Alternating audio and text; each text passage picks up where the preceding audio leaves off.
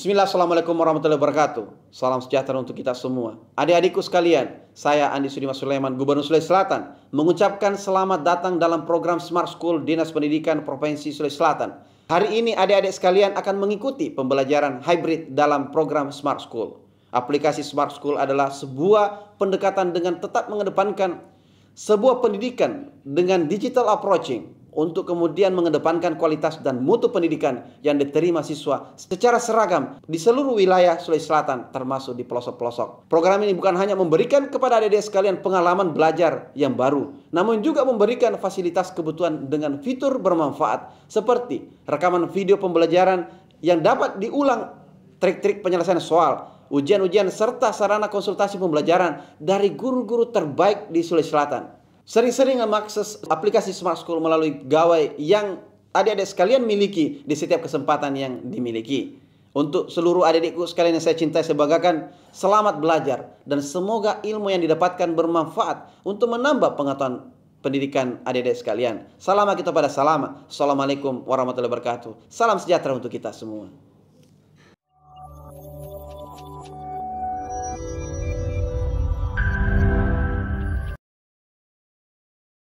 Bismillahirrahmanirrahim. Assalamualaikum warahmatullahi wabarakatuh.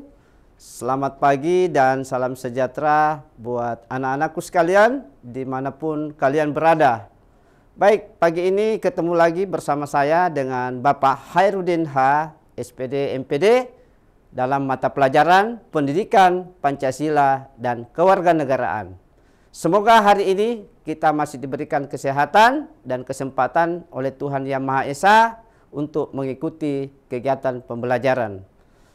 Baik, tentunya semua sehat-sehat dan sudah siap untuk sama-sama kita belajar. Di mana? Di Smart School berkarakter cerdas Ki. Baik, anak-anakku sekalian, pada pertemuan ini, pertemuan yang kedua tentunya, kita akan belajar mengenai substansi hak dan kewajiban asasi warga negara. Pada pertemuan sebelumnya, kita sudah belajar bagaimana tentang makna hak dan kewajiban warga negara. Ya. Berbicara mengenai substansi hak dan kewajiban warga negara dalam Pancasila, tentunya kita terlebih dahulu memberikan definisi apa sebenarnya hak dan kewajiban warga negara.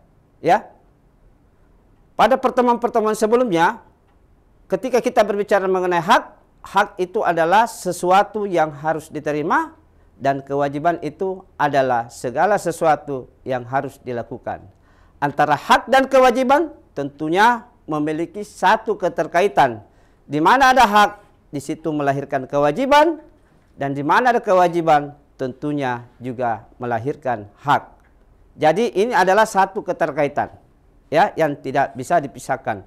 Begitu pula kalau kita berbicara mengenai hak dan kewajiban warga negara, ya. Baik, anak-anakku sekalian. Nah, apa sih yang menjadi tujuan pembelajaran kita pada pagi hari ini? Nah, kita bisa lihat bersama di slide bahwa setelah mempelajari kegiatan pembelajaran pada pertemuan ini, maka anak-anakku sekalian atau peserta didik itu diharapkan mampu memahami dan menganalisis tentang hak dan kewajiban warga negara, tentunya dalam nilai-nilai dasar, nilai instrumental, dan nilai praksis sila-sila Pancasila. Itu menjadi tujuan pembelajarannya. Nah, ini adalah peta konsep. Substansi hak dan kewajiban warga negara dalam Indonesia tentunya ini diimplementasikan di dalam nilai-nilai Pancasila. Nah, nilai-nilai Pancasila ini kemudian itu dibagi lagi menjadi tiga nilai. Ya, yang pertama ada yang disebut dengan nilai dasar. Kemudian ada nilai instrumental, dan yang ketiga nilai-nilai praktis. Ketiga nilai inilah yang kemudian dimasukkan di dalam substansi hak dan kewajiban warga negara tentunya di dalam Pancasila. Ya, sebagai pengantar, tentunya kita pahami bersama. Berbicara mengenai Pancasila, Pancasila adalah dasar negara atau ideologi negara. Yang mana di dalamnya ini mengedepankan tentang nilai-nilai kemanusiaan. Ya, nah, itu yang perlu dipahami anak-anakku sekalian. Jadi Pancasila adalah dasar negara dan ideologi negara. Nah, sementara Undang-Undang Dasar 1945 itulah yang disebut dengan konstitusi negara. Dua hal penting inilah yang kemudian mencakup bagian dari sebuah negara. Ada Pancasila dan ada Undang-Undang Dasar Negara Republik Indonesia tahun 1945. Nah, kemudian Pancasila sebagai ideologi negara dan falsafah negara bangsa Indonesia, di sini kita bisa lihat mengandung 3 nilai. Ya, seperti yang tertera tadi pada peta konsep. Nilai yang pertama adalah bagaimana yang disebut dengan nilai-nilai dasar. Ya, nilai-nilai dasar ini adalah nilai-nilai yang melekat dalam suatu negara yang bersifat universal atau menyeluruh. Ya, yang mana dimaksud? Ya, nilai-nilai yang dimaksud di situ adalah nilai-nilai atau sila-sila yang terdapat di dalam Pancasila. Tentunya anak-anakku sekalian, saya yakin semua tidak ada lagi yang tidak tahu bagaimana isi dari Pancasila. Ya, yang pertama tentang nilai ketuhanan. Kemudian yang kedua adalah nilai kemanusiaan. Dan yang ketiga nilai persatuan. Dan keempat nilai kerakyatan.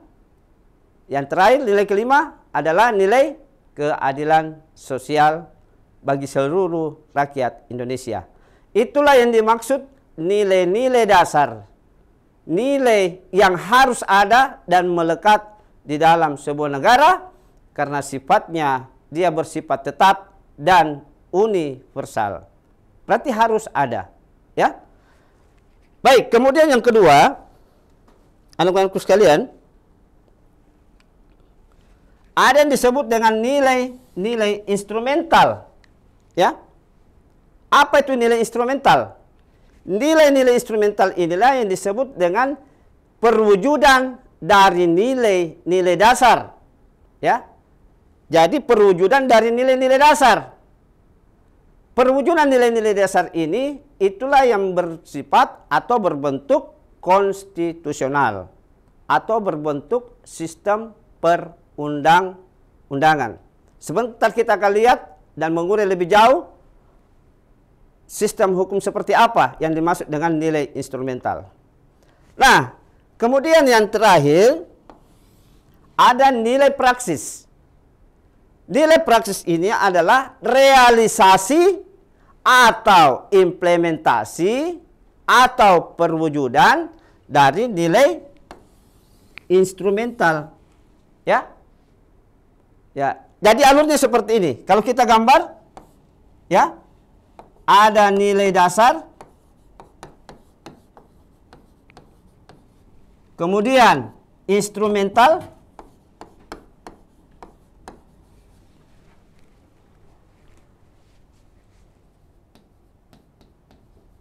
ya, kemudian nilai praksis. Ya, inilah alurnya, ya. Jadi nilai dasar adalah nilai yang sifatnya universal yang harus ada dan melekat dalam satu negara. Kemudian implementasi atau perwujudan dari nilai dasar ini itulah yang disebut dengan nilai instrumental. Bagaimana bentuknya? Bentuknya dalam bentuk peraturan perundang-undangan. Nah, realisasi dari nilai instrumental ini itu diwujudkan dalam nilai praksis. Nilai praksis ini adalah realisasi atau implementasi dari instrumental atau perwujudan dari nilai instrumental. Ini dalam bentuk sikap dan perilaku bagaimana kita sebagai warga negara. Baik. Nah, ini yang saya maksud tadi ya. Jadi, kalau kita berbicara tadi nilai instrumental, ya bisa didefinisikan nilai dasar yang merupakan cita-cita atau tujuan yang bersifat universal serta menyeluruh, ya. Jadi nilai inilah nilai yang harus ada dan melekat dalam satu negara. Negara Indonesia. Ya. Karena mengandung tujuan dan cita-cita negara. Nah, kemudian yang kedua, nilai instrumental ini merupakan nilai-nilai turunan. Ya, ini yang saya maksud, nilai-nilai turunan dari dasar yang dituangkan dalam berbagai ketentuan konstitusional. Nah, anak-anakku sekalian, tentunya kita tahu bersama bagaimana sistem perundang-undangan kita yang berlaku di Indonesia secara hierarki. Artinya, dari sistem perundang-undangan yang tertinggi sampai yang terendah. Ya, kita akan lihat seperti apa itu. Nah, nilai konstitusional ini atau sistem perundang-undangan ini itu bisa berupa undang-undang dasar, ya. Undang-Undang Dasar 1945, Negara Kesatuan Republik Indonesia. Inilah konstitusi tertinggi kita. Jadi kalau bicara tentang sistem perundang-undangan yang berlaku di Indonesia secara hierarki, maka Undang-Undang Dasar 1945 inilah yang kemudian menjadi sistem perundang-undangan tertinggi di negara kita. Nah, kemudian ada jenis perundang-undangan lainnya. Apa itu? Bisa berupa undang-undang. Ya. Ya, jadi harus dibedakan. Jangan nanti mengatakan, Pak, undang-undang terlebih dahulu baru undang-undang dasar. Ya. Jadi urutannya itu harus benar. Ya. Dari yang tertinggi sampai yang ke bawah. Nah, kalau kita bicara tentang sistem perundangan tertinggi, yang paling pertama adalah Undang-Undang Dasar Negara Republik Indonesia tahun 1945. Nah, jenis peraturan atau perundang-undangan lainnya di bawahnya ada berupa undang-undang, bisa juga berupa peraturan pemerintah. Ya. Nah, ini bisa berupa peraturan pemerintah. Kemudian bisa berupa Kepres, ya, keputusan presiden. Ya, keputusan presiden sampai kepada yang namanya Perda. Ya. Ya, ini peraturan daerah. Inilah jenis peraturan perundang-undangan yang berlaku di negara kita. Itu mulai dari jenis peraturan yang tertinggi sampai yang terendah. Artinya apa? Ketika bicara tentang sistem perundang-undangan kita, apakah undang-undang, kemudian bisa berupa peraturan pemerintah, atau keputusan presiden, atau peraturan daerah, itu tidak bisa bertentangan atau kontradiksi dengan undang-undang dasar. Ya, jadi acuannya di sini. Ya, misal ketika pemerintah mengeluarkan sebuah kebijakan dalam bentuk peraturan pemerintah, ya, nah, tentunya harus mengacu, ya, tidak bisa kontradiksi dengan undang-undang dasar. Ya, itu, ya. Nah, ini. Begitu pula dengan peraturan lainnya. Ya, saya kira sudah sangat jelas anak-anakku sekalian kalau kita bicara tentang bagaimana itu nilai instrumental, ya. Jadi nilai-nilai turunan, ya, dari nilai dasar. Ya, kalau nilai dasar ini sifatnya dia melekat dalam satu negara Indonesia, kemudian dan sifatnya universal. Ya, karena kenapa? Itu mengandung cita-cita dan tujuan negara di dalamnya. Ya, seperti yang tertuang di dalam pembukaan Undang-Undang Dasar. Ya, ya, baik. Kemudian yang ketiga, anak-anakku sekalian, ada yang disebut dengan nilai praksis. Ya, di awal tadi Bapak sudah menyinggung. Ya, seperti apa itu nilai praksis. Ya, inilah definisi lengkap Nilai praksis adalah nilai-nilai yang tentunya dijabarkan atau diwujudkan di dalam kehidupan kita sehari-hari. Nilai-nilai yang dijabarkan di sini adalah tentunya nilai-nilai yang sifatnya positif. Baik. Nah, tentunya kalau kita sudah memahami bagaimana nilai-nilai dasar, bagaimana nilai-nilai instrumental, dan nilai-nilai praksis, pertanyaannya kemudian, bagaimana kaitan antara hak dan kewajiban negara terhadap nilai-nilai tersebut? Ya, baik. Nah, di sini Pancasila tentunya karena dia tadi mengandung nilai-nilai, mengedepankan nilai-nilai kemanusiaan, makanya Pancasila ini sangat menghargai dan menghormati yang namanya hak-hak dan kewajiban setiap warga negara. Ya, nah, itu. Pertanyaan kemudian muncul, bagaimana Pancasila mengatur hak dan kewajiban setiap warga negara? Ya, ini pertanyaan yang saya yakin anakku sekalian juga timbul dalam benaknya masing-masing. Ya, baik, kita lihat. Nah, hak dan kewajiban warga negara, ya, dalam nilai dasar sila-sila Pancasila. Ya, tentunya tadi di awal anakku sudah sekalian semua sudah tahu, ya, bagaimana itu nilai-nilai dasar. Ya, kalau bicara tentang 5 nilai dasar, ya, itu ada nilai ketuhanan, nilai kemanusiaan, nilai persatuan, nilai kerakyatan, dan yang terakhir nilai kemanusiaan. Baik, untuk sila pertama, ketuhanan yang Maha Esa. Ya, tentunya di sini ada hak warga negara, ya.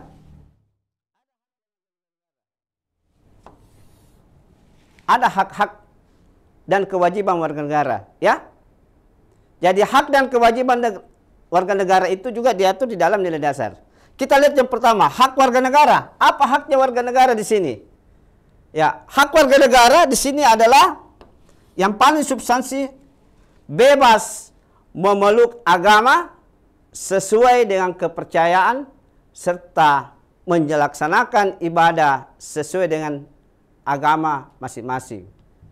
Ya, tentunya kita akan lihat sebentar bagaimana regulasi atau sistem perundang-undangan yang mengatur tentang bagaimana seorang warga negara itu bisa memeluk agamanya. Ya, tapi harus dipahami anak-anakku sekalian, karena kita hidup dalam negara Kesatuan Republik Indonesia, tentunya setiap warga negara itu harus mematuhi semua jenis peraturan dan sistem hukum yang berlaku di negara kita. Ya, termasuk di dalamnya adalah memeluk agama. Ya, memeluk agama di sini tentunya serta merta, ya. Kalau agama yang diakui di Indonesia, ada agama Islam, ada agama Kristen, ada agama tadi Kristen Protestan, Katolik, ada agama Hindu, ada agama Buddha. Ya, yang terakhir itu diakui oleh negara adalah agama Konghucu. Itulah 5 agama-agama besar yang tentunya sudah mendapatkan pengakuan dari negara. Artinya apa? Setiap warga negara itu berhak memeluk atau meyakini salah satu agama yang dijamin oleh negara. Ya, ini. Kemudian apa sih yang menjadi kewajiban warga negara? Ya, kalau tadi kita sudah bicara haknya, ya. Nah, di sini kewajiban warga negara salah satunya adalah bagaimana membina kerjasama dan saling tolong-menolong dalam pemeluk agama lain, sesuai dengan situasi dan kondisi di lingkungan masing-masing. Ya, apalagi kita Indonesia ini ada dikenal dengan pluralis, ya. Kita terdiri dari beraneka ragam, ya. Beda agamanya, ya, beda warna kulitnya, beda warna rasnya dan segala macam, ya. Jadi Indonesia ini memang kita kaya, penuh dengan keanekaragaman. Ya. Tetapi bagaimanapun perbedaan itu bisa disatukan di dalam Bhinneka Tunggal Ika. Ya, berbeda-beda tetapi tetap satu jua. Ya. Baik. Kemudian yang kedua. Nah, yang kedua di sini ada sila kemanusiaan yang adil dan beradab. Ya, saya yakin semua anakku semua ini sudah tahu isinya. Ya, keterlaluan lagi kalau tidak ada yang tidak tahu isi dari Pancasila. Karena setiap hari Senin kita upacara itu dibacakan Pancasila, dibacakan juga Undang-Undang Dasar Negara Kesatuan Republik Indonesia tahun 1945. Ya, jadi saya yakin tidak ada lagi yang tidak tahu itu. Ya, baik. Nah, sila kedua, kemanusiaan yang adil dan beradab, itu menempatkan hak setiap warga negara yang kedudukannya sama, ya, dalam hukum serta memiliki hak-hak yang sama untuk mendapatkan jaminan dan perlindungan hukum, ya.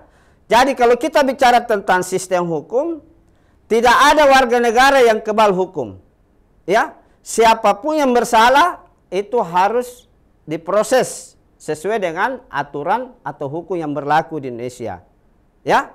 Karena amanah undang-undang juga memberikan penguatan atau pengawasan tentang bagaimana hak dan warga negara itu di dalam sistem pemerintahan dan hukum, kedudukannya dalam pemerintahan, ya. Nah, ini. Kemudian kita lihat lagi apa yang menjadi kewajiban warga negara. Nah, ini, ya.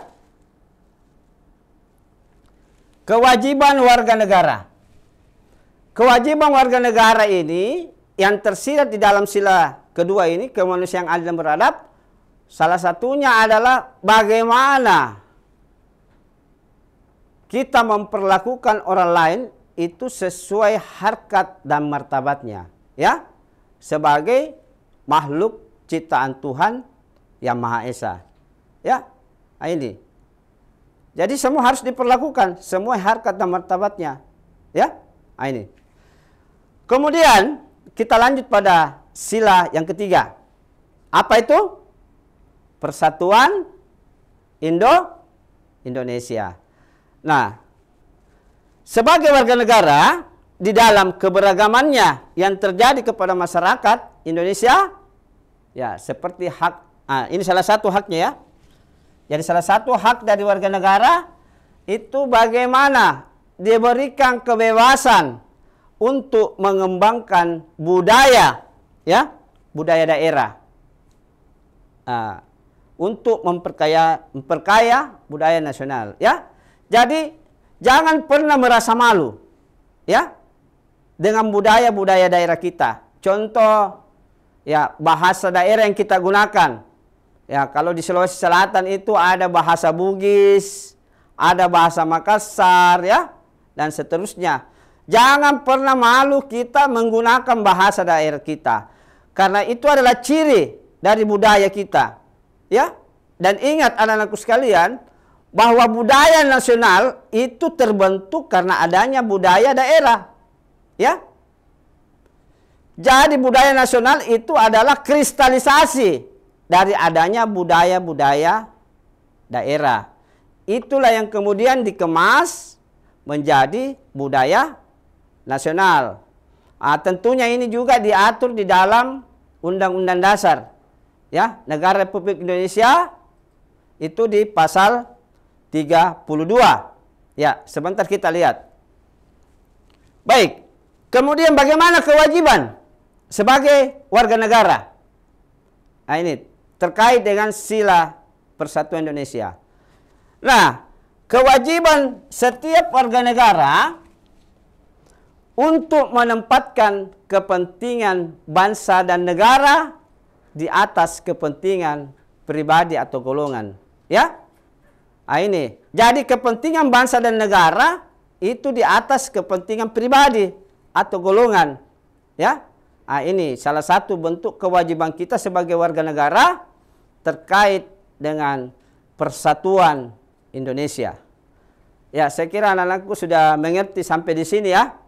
Ya, sudah paham betul bagaimana nilai dasar Pancasila terkait dengan sila ketuhanan yang Maha Esa, bagaimana hak dan kewajibannya, kemudian sila kedua kemanusiaan yang adil dan beradab, bagaimana hak dan kewajiban kita sebagai seorang warga negara, dan yang ketiga persatuan Indonesia, bagaimana hak dan kewajiban kita sebagai warga negara.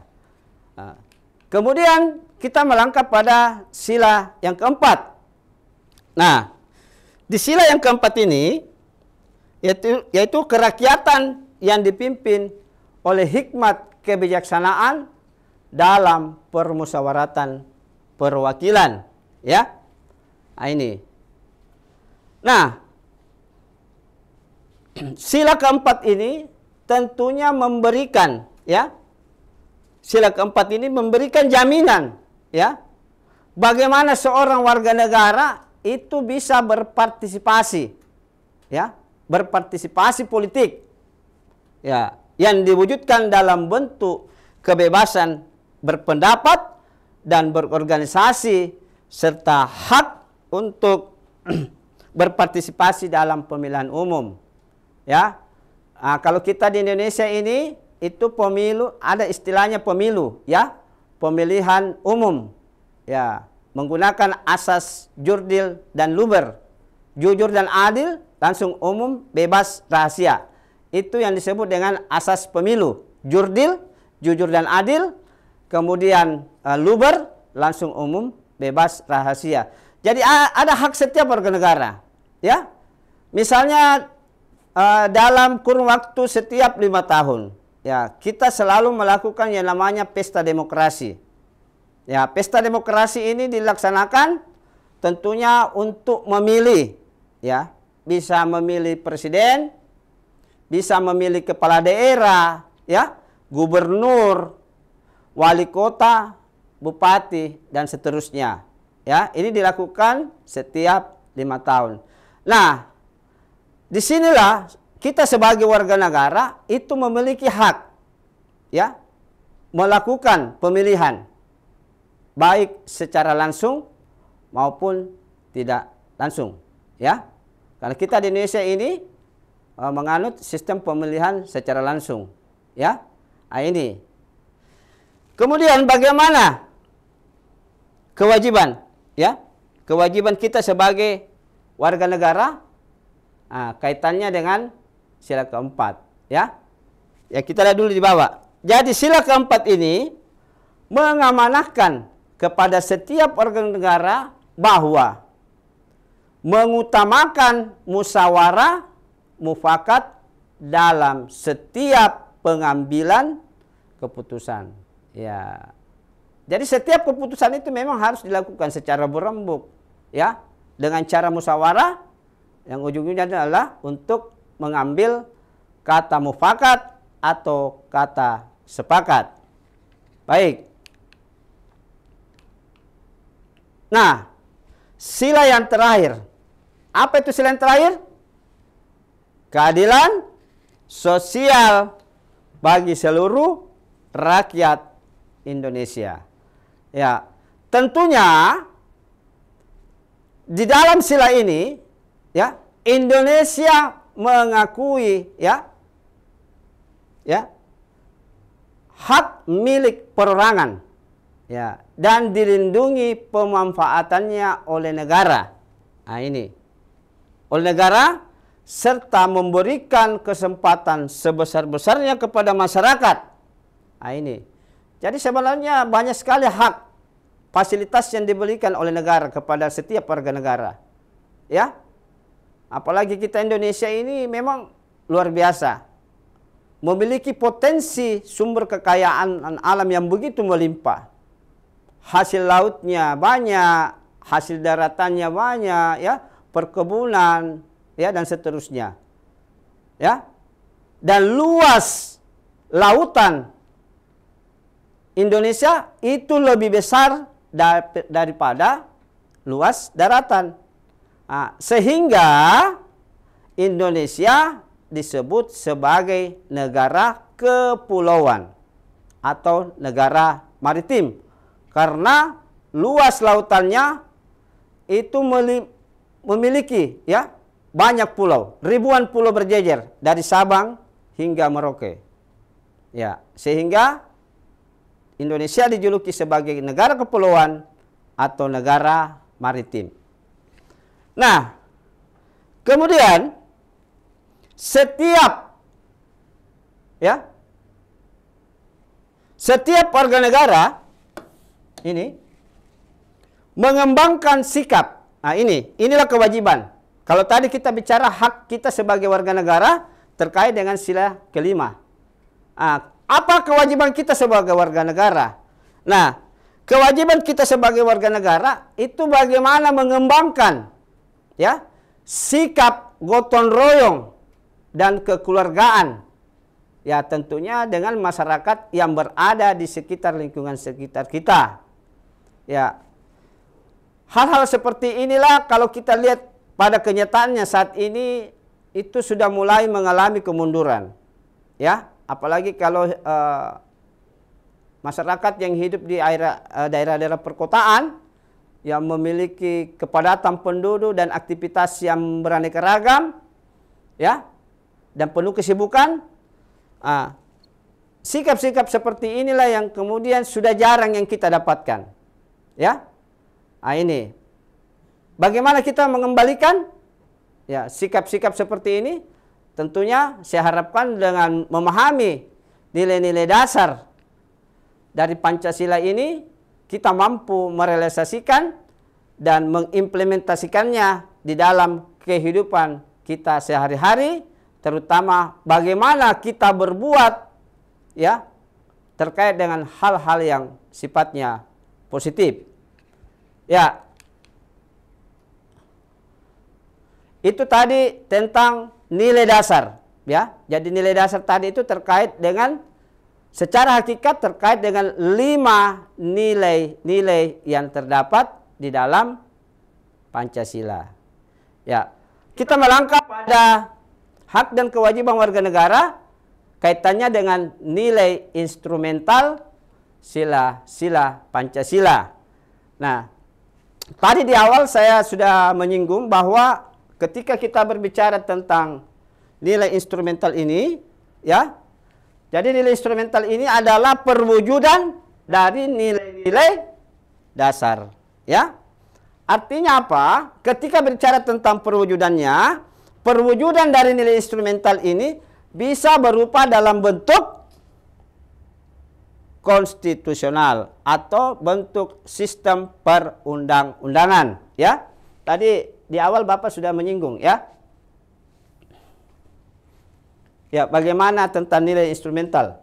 Nilai instrumental tadi itu bisa berupa undang-undang dasar, bisa berupa undang-undang, ya.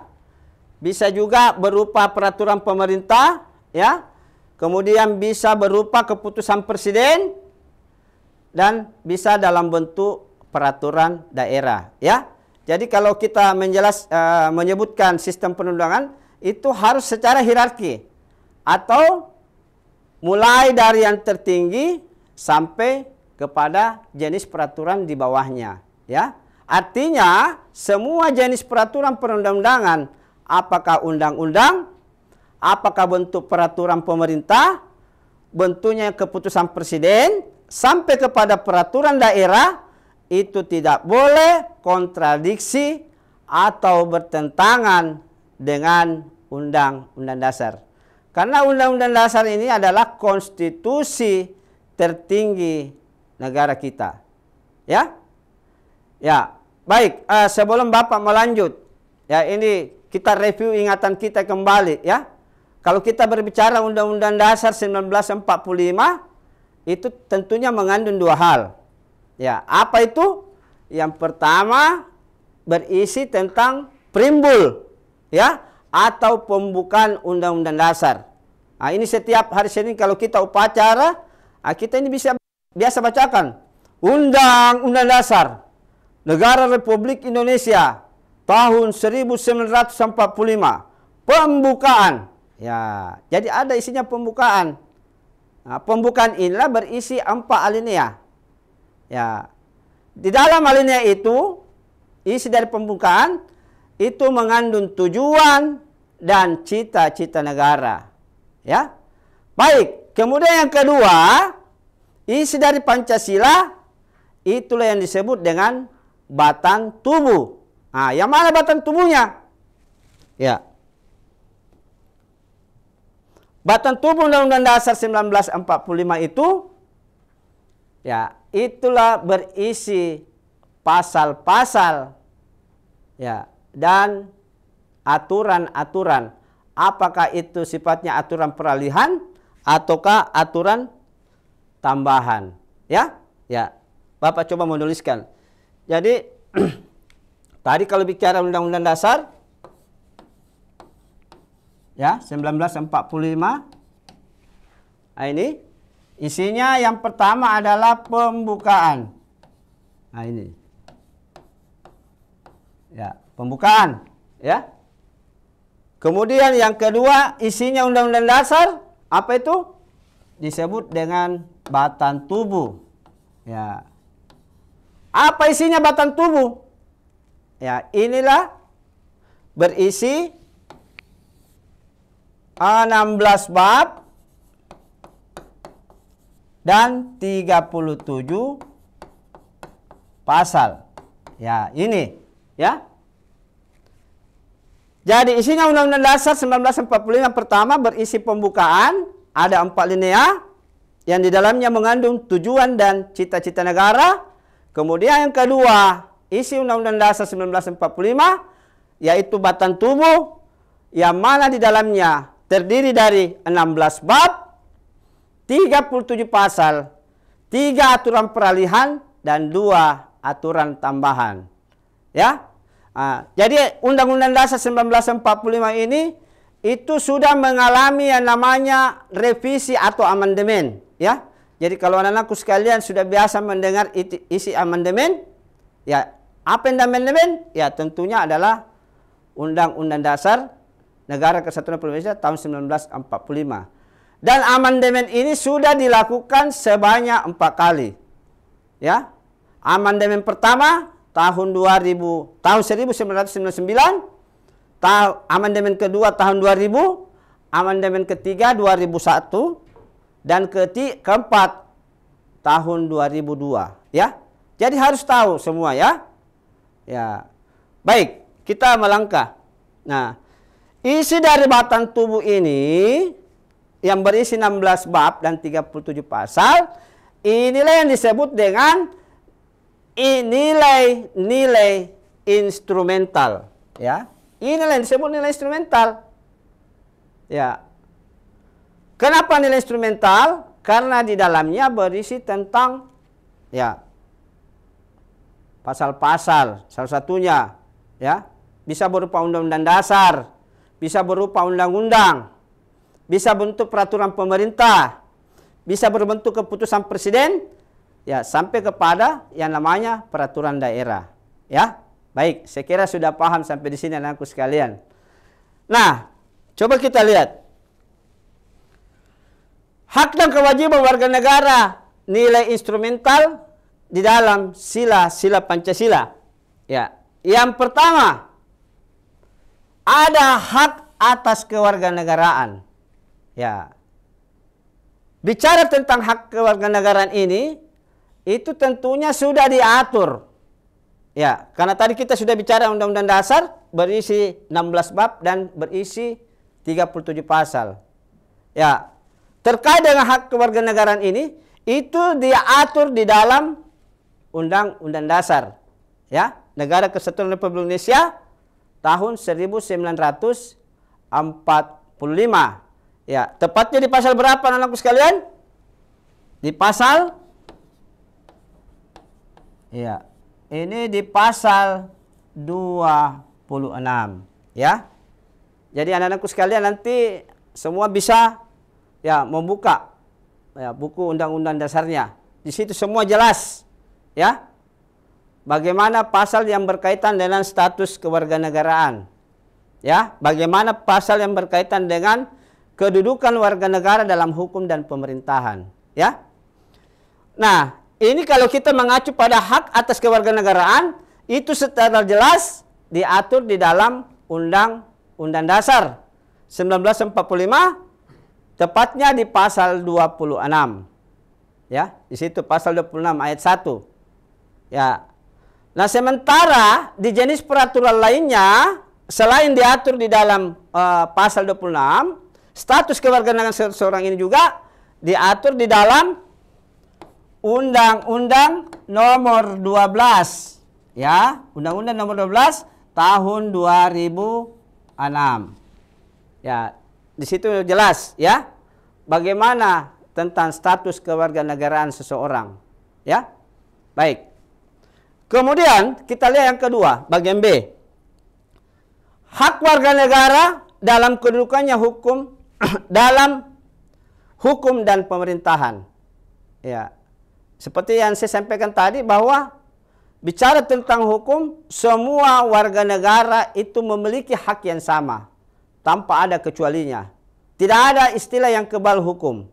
Ya, karena hukum adalah panglima tertinggi negara kita, karena negara kita, negara Indonesia adalah negara yang berdasarkan atas hukum. Nah, itu bisa dilihat di pasal 1 Undang-Undang Dasar 1945. Ya. Nah, Pak, pasal berapa yang berkaitan dengan kedudukan warga negara dalam sistem hukum dan pemerintahan? Nah, kalian bisa melihat di pasal 27. Ya. Di situ 27 ayat 1 jelas bahwa setiap warga negara memiliki ya persamaan hukum dalam pemerintahan tanpa ada kecualinya. Ya, di situ jelas di pasal 27.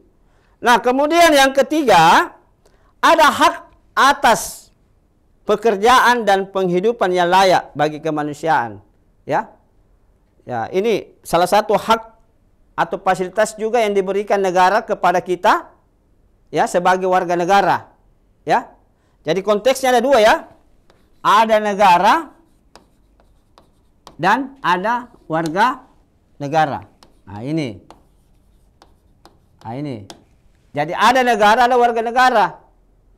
Negara dan warga negara tentunya juga memiliki hak dan kewajiban. Nah, begitu pula dengan warga negara. Sebagai warga negara yang baik, tentunya juga kita memiliki hak dan kewajiban sebagai warga negara. Ya. Dan ini adalah bentuk kewajiban warga negara, kewajiban negara terhadap hak warga negara. Ya, jadi negara sudah memberikan hak-hak kita sebagai warga negara. Ya, di poin C ada pekerjaan dan penghidupan. Ya, luar biasa. Ya, jadi pemerintah ini, negara itu berkewajiban, ya, berkewajiban memberikan hak kita, pekerjaan dan kehidupan yang layak. Itu kalian juga bisa lihat nanti di pasal 27. Ya, ayat 2. Ini masih pasal 27. Ya, di poin C. Nah, kemudian di poin D, ada hak dan kewajiban bela negara. Nah, ini hak dan kewajiban. Jadi ada juga hak dan kewajiban kita sebagai warga negara, yaitu membela negara. Ya, membela negara yang dimaksud di sini bukan hanya saja ya dalam bentuk peperangan, ya, peperangan fisik. Nah, ini apalagi dalam kondisi seperti ini, ya, kita sudah berada pada era digital, ya, misalnya dalam penggunaan teknologi. Nah, ini biasa kita menggunakan dengan cara yang tidak santun, ya, sehingga banyak pemberitaan-pemberitaan yang sifatnya hoax atau tidak benar, itu kemudian yang kita bagikan kepada orang lain atau di grup kita. Ya, dengan tidak menyebarluaskan berita-berita yang tidak benar atau sifatnya hoax, itu adalah salah satu bentuk kewajiban kita sebagai warga negara di dalam membela negara. Ya, nah, itu salah satu bentuknya. Kemudian pasal berapa yang berkaitan dengan bela negara? Ya, itu juga masih dituangkan di dalam pasal 27 di ayat 3, ya. Itu jelas. Jadi poin B, C dengan D ini di pasal 27. Nah, sekarang kita lihat di bagian E. Kemerdekaan berserikat dan berkumpul. Ya. Contoh, biasa kita lihat pemandangan di luar sana, ya, banyak orang yang bergelumpul, ya, membakar sesuatu misalnya berupa ban, ya, melakukan aksi demonstrasi. Itu adalah salah satu bentuk perwujudan dari kemerdekaan berserikat. Jadi mereka ini menyampaikan, ya, menyampaikan pendapatnya, ya, di halayak umum atau depan umum, itu baik secara lisan maupun tertulis, ya. Nah, ini. Nah, pasal berapa yang mengatur tentang poin E? Itu kalian bisa lihat di pasal 28, ya. Nah, ini. Ya, jadi semuanya jelas. Ya, semua hak warga negara ini itu sekali lagi sampaikan itu sudah diatur di dalam sistem perundang-undangan kita, baik itu dalam berupa Undang-Undang Dasar 1945 dan jenis peraturan lainnya yang berlaku di Indonesia. Nah, selanjutnya hak untuk memeluk agama. Ya. Hak memeluk agama, ya. Nah, ini hak memeluk agama. Ini di pasal 29, ya. Pasal 29. Pasal 29. Nah, ini saya percepat saja. Kemudian yang kedua, selanjutnya bagian G, pertahanan dan keamanan. Nah, ini juga secara jelas diatur di dalam pasal 30, ya. Nah, kemudian hak mendapatkan pendidikan. Nah, seperti yang kita nikmati saat ini, fasilitas oleh negara. Ya, ini juga diatur di dalam Undang-Undang Dasar, ya, dan peraturan lainnya. Itu di pasal 31. Nah, kemudian kebudayaan nasional, ya, tadi, ya, misalnya kebudayaan nasional itu terdiri dari kebudayaan daerah, ya. Itu diatur di dalam pasal 32. Kemudian perekonomian nasional. Nah, ini juga diatur di dalam pasal 33, ya. Nah, ini perekonomian disusun berdasarkan atas asas kekeluargaan. Itu di pasal 33 ayat 1. Kemudian di bagian poin K itu tentang kesejahteraan sosial. Ya. Nah, itu secara jelas diatur di dalam pasal 34, ya.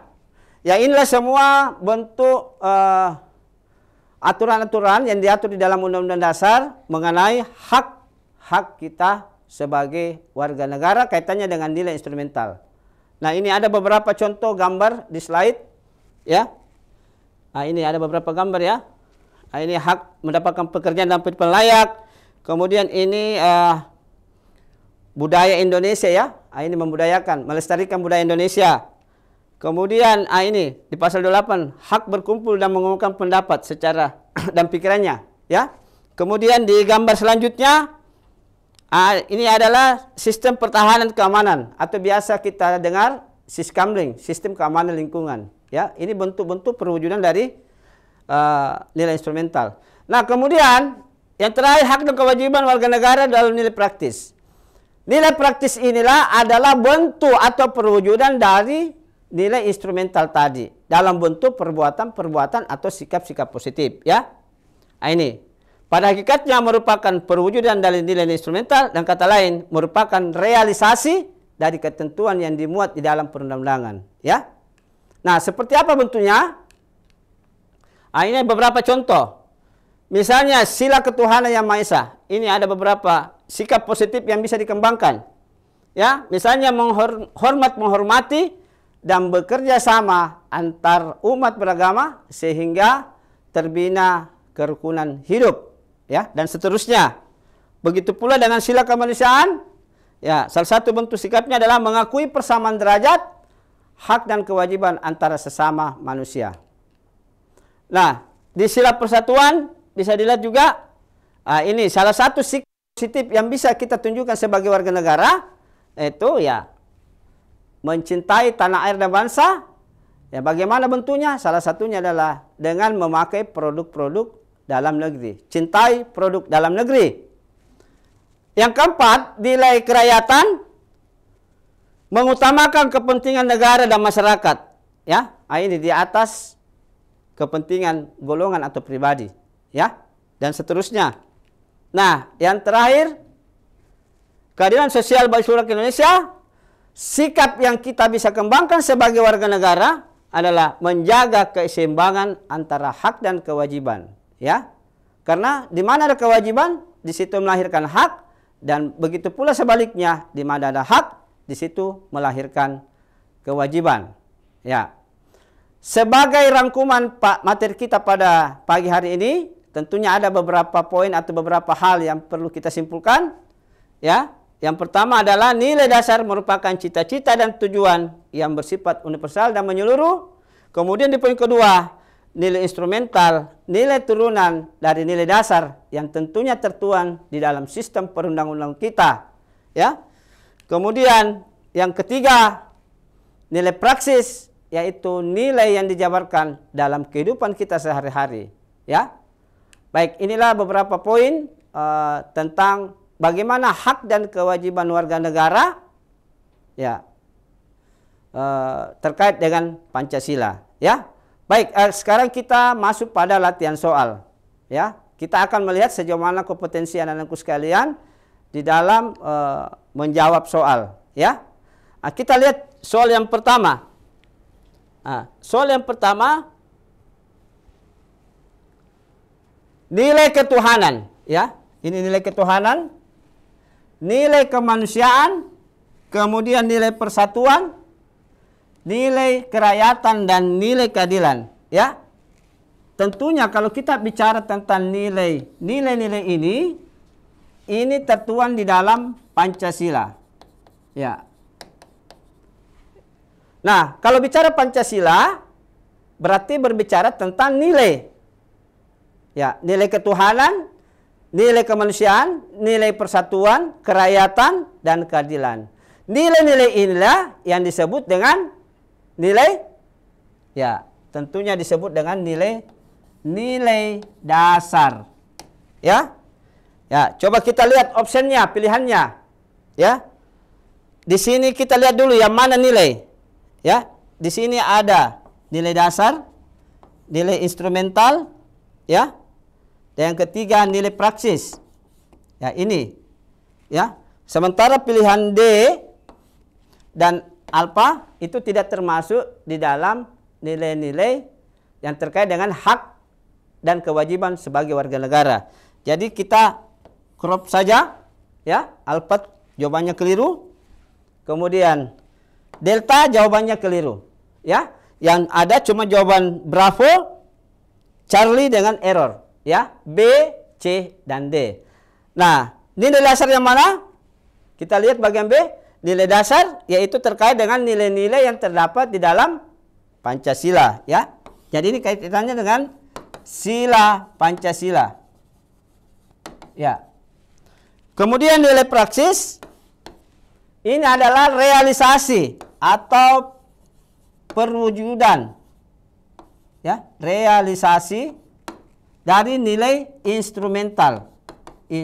Instrumental. Ya. Nah, yang ketiga nilai instrumental itu perwujudannya di dalam bentuk sistem perundang-undangan, ya. Nah, ini sistem perundang-undangan. Ya. Jadi jawaban yang tepat dari soal ini maka ada jawabannya Bravo atau jawabannya B, ya. Baik, ini salah satu bentuk soal untuk menambah kompetensi kita di dalam mempelajari materi pada pagi hari ini, ya. Di sini saya sudah menyajikan ada beberapa bentuk soal, ya, terkait dengan materi-materi kita. Saya harap dengan soal-soal seperti ini kita mampu untuk mengasah kemampuan kita, mempertajam wawasan kita mengenai materi kita pada hari ini, yaitu hak dan kewajiban, substansi hak dan kewajiban warga negara di dalam Pancasila, ya. Nah, ini beberapa contoh soal. Kemudian kita lihat lagi dulu untuk soal yang kedua, ya. Soal yang kedua masih terkait dengan nilai. Nah, ini soalnya di bawah ini termasuk ke dalam, ya. Nilai-nilai instrumental. Nah, tadi kita sudah paham bahwa nilai instrumental itu adalah nilai yang terkait dengan atau perwujudan dari nilai-nilai dasar. Itu dalam berbentuk, ya, bisa dalam berbentuk undang-undang dasar, bisa dalam bentuk undang-undang, bisa dalam bentuk peraturan pemerintah, ya, Kepres, ya, sampai kepada yang namanya peraturan daerah, ya. Nah, ini coba kita lihat nilai instrumental, ya. Nah, A, tanggung jawab, ya. Tanggung jawab ini adalah bentuk sikap. Nah, bentuk sikap berarti kita crop. Ini adalah nilai, kalau bentuk sikap berarti itu realisasi dari nilai instrumental atau biasa disebut dengan nilai praksis, ya. Ya, berarti A jawabannya salah. Kemudian B, cinta tanah air, ini juga bentuk sikap, ya. Kita crop. Tata tertib, ini bisa. Petunjuk jalan, kita crop. Yang paling tepat di sini jawabannya adalah error. Baik, ini dua contoh soal. Mudah-mudahan bisa menambah wawasan kita. Untuk soal-soal selanjutnya, anak-anakku sekalian bisa menjawab masing-masing di rumah. Ya, nanti pada pertemuan selanjutnya kita akan membahas lagi terkait soal-soal, ya. Baik, sebagai bentuk penugasan mandiri, ini anak-anakku sekalian bisa lihat, ya. Ini penugasan mandiri bagi kalian. Ya, di sini ada kolom bagaimana perwujudan hak kita sebagai warga negara, ya. Jadi kalian bisa menuliskan di sini bagaimana jenis hak warga negara, ya. Ya, bisa dituliskan kolomnya apa-apa saja menjadi hak warga negara dan bagaimana bentuk perwujudannya, ya. Jadi bisa diisi di kolom ini. Ini juga bisa kalian bisa lihat tulisannya di buku paket kelas 12, ya. PPKN kurikulum 2013.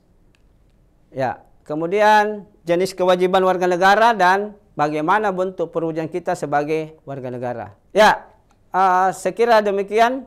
Inilah materi singkat yang saya bisa sajikan pada hari ini terkait dengan substansi hak dan kewajiban warga negara dalam Pancasila. Semoga ini bisa menambah hasanah dan wawasan kita terkait dengan hak dan kewajiban warga negara terkait dengan sila-sila dalam Pancasila. Terima kasih atas perhatiannya. Mohon maaf atas segala kekurangan. Semoga kita sehat dan berjumpa pada pertemuan selanjutnya. Saya Hairun Ilham mengundurkan diri. Saya ucapkan terima kasih. Assalamualaikum warahmatullahi wabarakatuh.